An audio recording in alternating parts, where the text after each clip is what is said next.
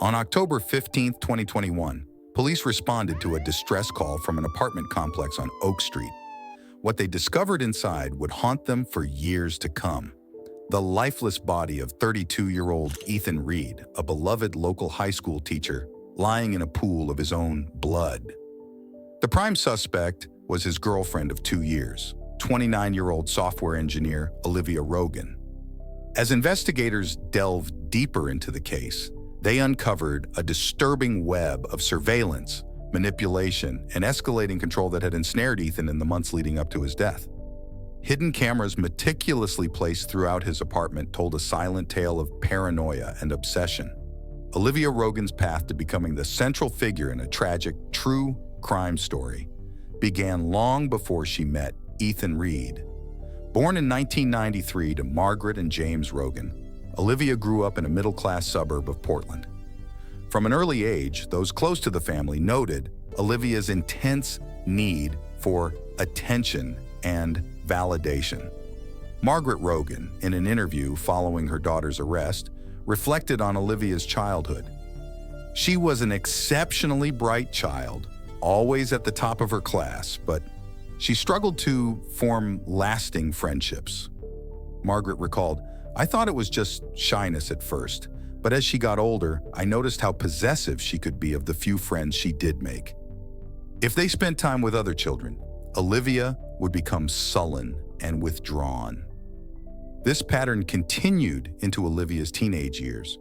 Her high school boyfriend, Alex Chen, later told investigators about Olivia's constant need to know his whereabouts. "She would call or text incessantly when we weren't together," he said. "If I didn't respond quickly enough, she'd show up wherever she thought I might be. At the time, I thought it was just because she cared so much." Despite these interpersonal challenges, Olivia excelled academically.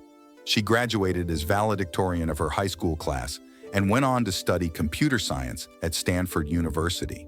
It was there that Olivia's controlling tendencies found a new outlet in the world of technology. Her college roommate, Sarah Jennings, remembered Olivia's fascination with coding and surveillance software. "She was brilliant at it," Sarah said, "but sometimes it felt like she was using her skills to keep tabs on everyone around her. She'd casually mention things about our classmates that she couldn't possibly have known without some kind of digital snooping."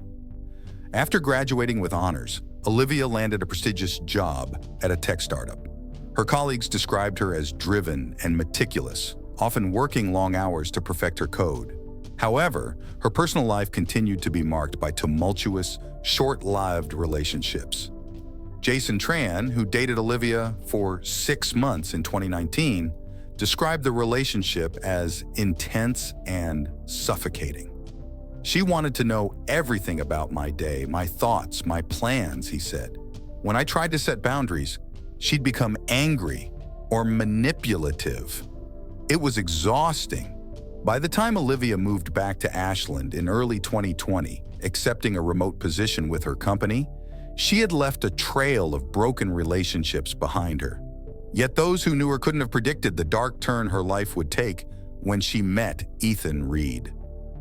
Ethan Reed's life stood in stark contrast to Olivia's tumultuous journey.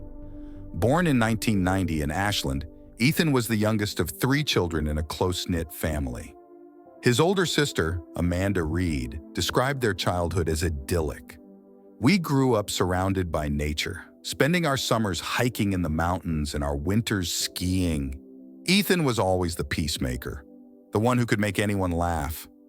From an early age, Ethan showed a passion for learning and a natural ability to connect with others. His high school English teacher, Mrs. Elaine Hoffman, remembered him fondly. Ethan had a way of bringing out the best in his classmates. He was patient, kind, and had an infectious enthusiasm for literature.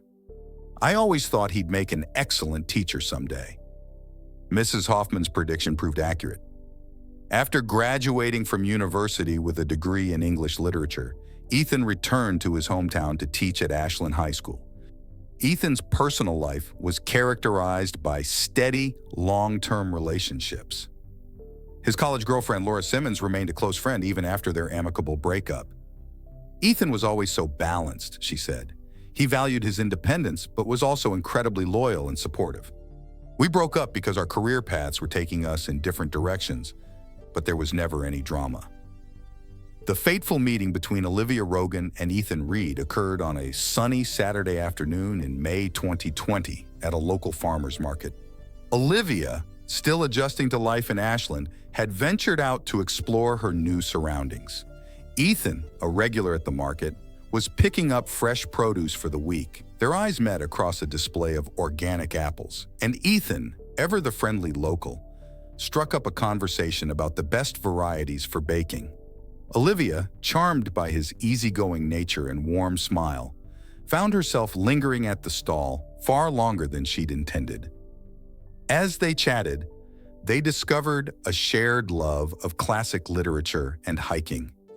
Ethan, impressed by Olivia's quick wit and intelligence, suggested they meet up for a hike the following weekend. Olivia, feeling an instant connection, eagerly agreed. Their first date was a hike up to Grizzly Peak, offering breathtaking views of the Rogue Valley. Ethan's friend Mark later recalled, Ethan came back from that hike on cloud 9. He couldn't stop talking about how smart and funny Olivia was, how they talked for hours without a lull in the conversation. Over the next few weeks, Olivia and Ethan's relationship blossomed rapidly. They spent long evenings discussing books, sharing meals, and exploring the natural beauty of Southern Oregon. To those around them, they seemed like a perfect match. However, even in these early honeymoon days of their relationship, there were subtle signs of Olivia's possessive nature. Ethan's sister Amanda noticed that Olivia seemed to monopolize his time. She'd call or text constantly when they weren't together, and she always seemed to have a reason why Ethan couldn't join family gatherings without her. Ethan, blinded by the excitement of new love, brushed off these early red flags. When his friend Mark expressed concern about the intensity of the relationship, Ethan laughed it off. "She's just excited about us," he said. "It'll calm down once we're more settled." Little did Ethan know that this was just the beginning of a pattern that would gradually tighten around him, slowly cutting him off from the life he had built and the people who cared about him most. By the fall of 2020, Olivia had all but moved into Ethan's apartment, despite him never officially asking her to live with him. She began to exert influence over every aspect of his daily life, from what he ate to how he spent his free time.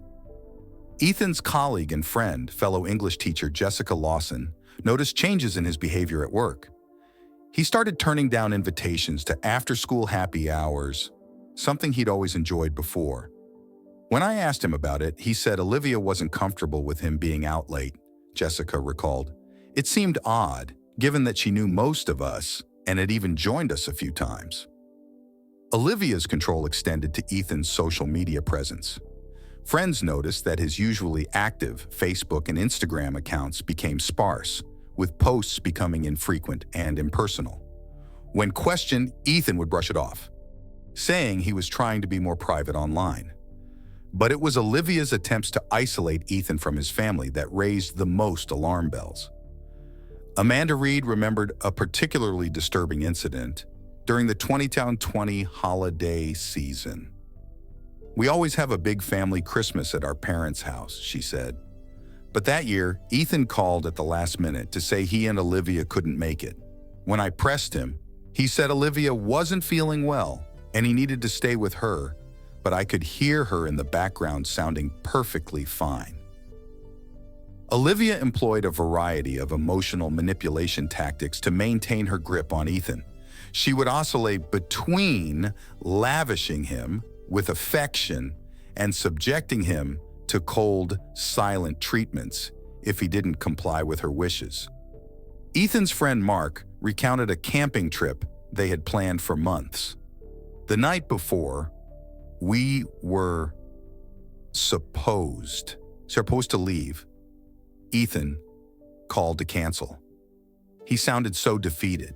He said Olivia was upset he was going away without her, even though she'd been invited and had declined.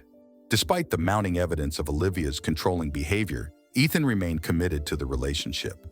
Those close to him noted his increasing stress and anxiety, but he would deflect their concerns, often making excuses for Olivia's actions.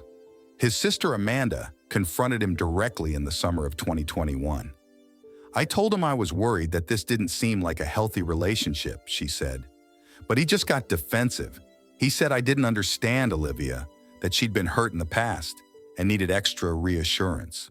He truly believed he could help her overcome her insecurities."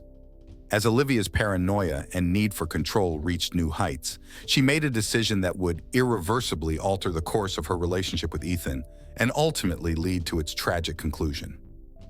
In late August 2021, while Ethan was away at a weekend teaching conference, Olivia installed hidden cameras throughout his apartment.